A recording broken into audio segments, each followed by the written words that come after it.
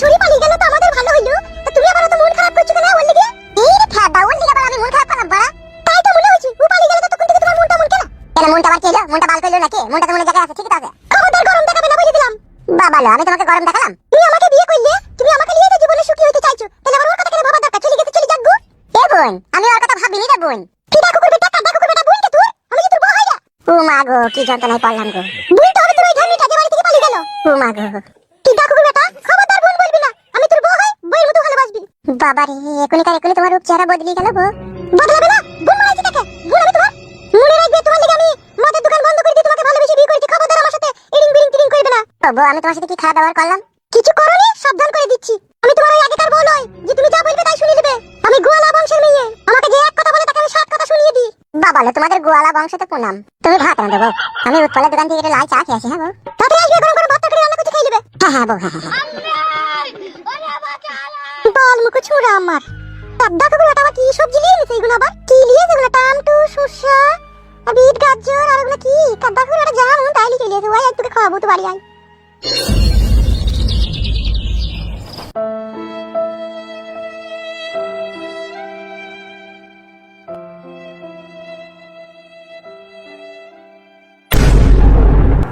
बम भोला কে বাবা আপনি? আমি একজন জ্ঞানী গুণী তান্ত্রিক। এখানে কি চান? আমি এই পথ দিয়ে এই আকাশ পথ দিয়ে উড়ে যাচ্ছিলাম। তোর হৃদয়ের কামনা বাসনা আমাকে স্পর্শ করলো। ভয় পাওয়ার কিচ্ছু নেই রে বৎস।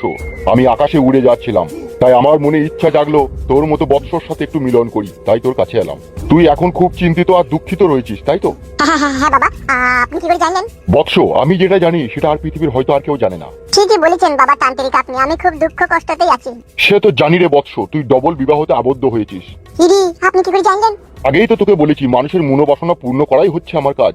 তবে তুই যে ভুল যে অন্যায় করেছিস এর পাপাচারের কঠিন শাস্তি তোকে ভোগ করতে হবেই রে বৎস। এই যে বিধির খণ্ডন কেউ খণ্ডাইতে পারে না। তোর জীবনের সাথে এটা ঘটবে এটা তোর ভাগ্যেই লেখা ছিল। আর এর পরিণতি খুব ভয়াবহ হবে এটাও তোর ভাগ্যে লেখা ছিল। তবে তোর জীবনের সামনের দিনগুলো অন্তিম আর কঠিন দিন আসছে। এই দিনে তোকে খুব সতর্কভাবে মোকাবেলা করে দুনিয়ায় বাঁচতে হবে, না হলে তুই নিঃস্ব হয়ে যাবি।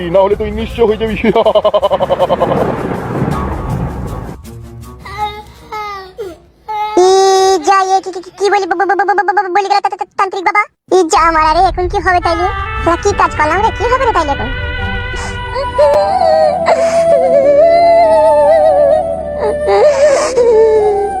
ভগবান তুমি আমায় কি পরীক্ষা?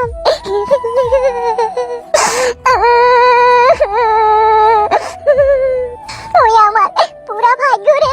আমার ভাগ্যটা কি এটাই লেখা ছিল?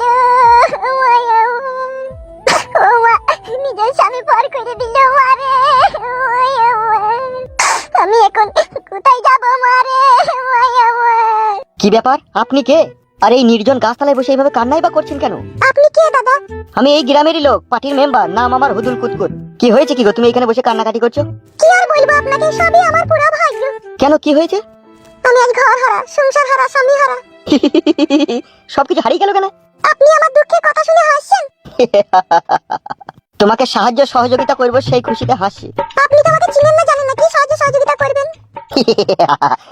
চিনা জানা করে নেবো তা কি আছে, তো কিছুক্ষণের ব্যাপার। চলো আমার ঘরে চলো। তোমার স্বামী নাই, সংসার নাই, কোনো টেনশন নাই। আমিও একা মানুষ, আমিও চাইতে রান্না বান্না করে নিজে একাই খাই। তুমিও চাইতে খাবে, চলো আমার বাড়ি চলো। আমি যাবো না আপনার বাড়ি।